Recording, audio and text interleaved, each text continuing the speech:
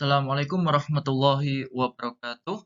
Pada kesempatan kali ini kita akan belajar mengenai perilaku terpuji bagian kerjasama. Semoga kali ini kita semua diberi kesehatan oleh Allah Subhanahu wa taala sehingga dapat mengikuti pembelajaran dengan baik. Sebelum kita mulai pembelajaran, mari kita berdoa terlebih dahulu. Semoga pembelajaran kali ini dapat bermanfaat. Bismillahirrahmanirrahim. Rabbi zidni ilma warzuqni fahma.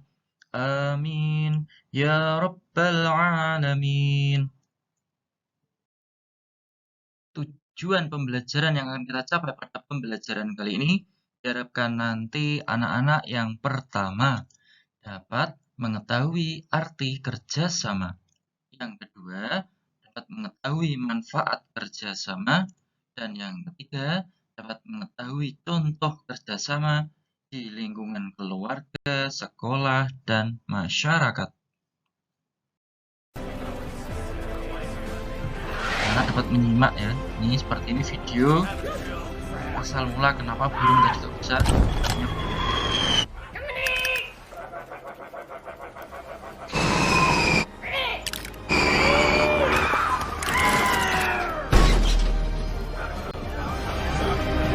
Dengan bersama tim dan bersama merupakan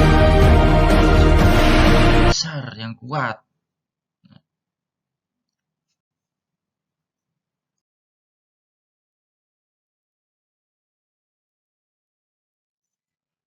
Berdasarkan video tadi, di sini dapat kita ambil kesimpulan bahwa kerjasama ini merupakan hal yang harus kita lakukan. Supaya apa? Supaya pekerjaan kita menjadi ringan. Kita dapat memiliki banyak teman, banyak persahabatan. Apabila kita sedang kesusahan, otomatis kita akan dibantu oleh teman kita. Begitu juga sebaliknya. Karena apa? Kita itu sebagai manusia itu termasuk makhluk sosial. Artinya manusia membutuhkan bantuan orang lain. Beda dengan Allah, tidak membutuhkan makhluknya. Tetapi kita sebagai manusia pasti butuh orang lain. Contoh, ketika kita baru lahir, apakah kita bisa makan sendiri? Kita bisa jalan-jalan sendiri, nyari makanan, ganti baju sendiri? Itu dari kecil kita sudah membutuhkan orang lain. Besok sudah besar, sama aja. Kita mau makan, tidak perlu menanam padi sendiri. Nanti kita ke penggilingan menjadi beras nanti kita masak. Kita masak saja, kita tinggal menggunakan magicom sekarang. Tidak perlu kita masak air dulu, menggunakan kayu bakar, mencari sendiri kayunya, tidak perlu. Sekarang itu merupakan fungsi dari manusia sebagai makhluk sosial. Apalagi besok kalau sudah meninggal, tidak mungkin orang yang sudah meninggal menggali kuburan sendiri, masuk sendiri, kan tidak bisa kan?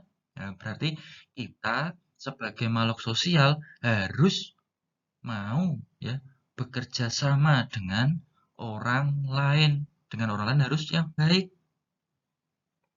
Supaya orang lain juga pasti akan berperilaku baik kepada kita. Tapi ingat, kerjasama hanya dalam hal kebaikan, tidak boleh dalam hal keburukan.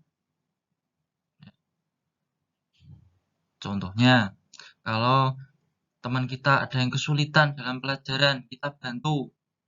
Ya, kita ajari caranya bagaimana.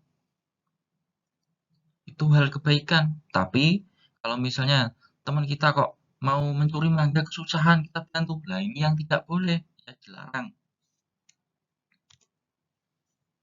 Soal pertama, apakah keteladanan. Ya.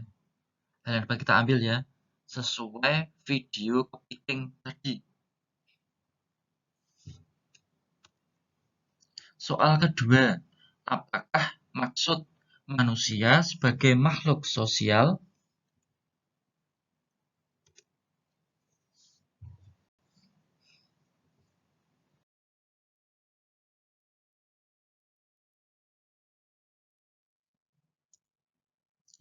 Yang pertama, kerjasama dalam lingkungan keluarga dapat kita contohkan. Ya, dalam keluarga, anak-anak biasanya membantu apa di rumah? Misalnya menyapu, mengepel, membersihkan jendela, ya.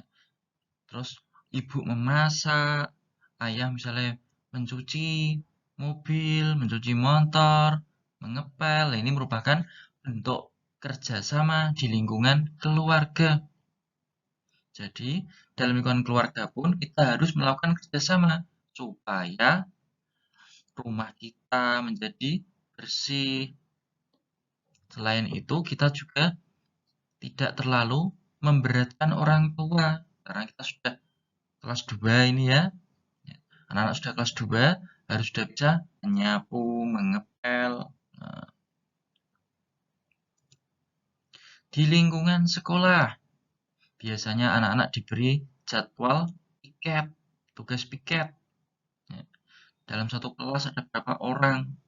Nah, nanti ada yang bagian menyapu, membersihkan papan tulis, membersihkan dinding, membuang sampah. Nah, itu juga harus dilakukan. Ini contoh kerjasama di lingkungan sekolah itu dengan adanya regu piket. Selain itu ada contohnya ketika belajar kelompok ya. Anak-anak dibuat kelompok mengerjakan tugas, misalnya untuk melakukan gerakan sholat bersama-sama, sholat jamaah dengan kelompok. Nah, itu merupakan bentuk kerjasama juga. Ada yang harus menjadi imam, ada yang menjadi makmum. Yang ketiga, kerjasama di lingkungan masyarakat. Contohnya, kerjasama ini membersihkan masjid, membersihkan lingkungan sekitar, membersihkan selokan di lingkungan sekitar. Selain itu ada lagi Kak? Ada misalnya ketika di desa diadakan kegiatan 17-an. Ya, kerjasamanya bagaimana? Ya misalnya memasang bendera sepanjang jalan, kemudian merencanakan untuk membuat kegiatan-kegiatan acara malam tirakatan 17-an. Itu membutuhkan kerjasama semuanya supaya pelaksanaannya dapat berjalan dengan tepat, dengan lancar, dan tidak ada yang merasa keberatan karena bekerja sendirian.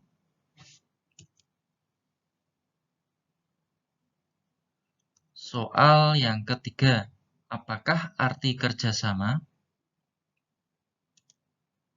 Soal keempat, mengapa kita harus melakukan piket di sekolah? Soal kelima, sebutkan 2 contoh kerjasama di rumah. Demikian pembelajaran kali ini, semoga bermanfaat. Mari kita tutup dengan bacaan Alhamdulillahirrabbilalamin. Wabillahi taufiq walhidayah. Wassalamualaikum warahmatullahi wabarakatuh.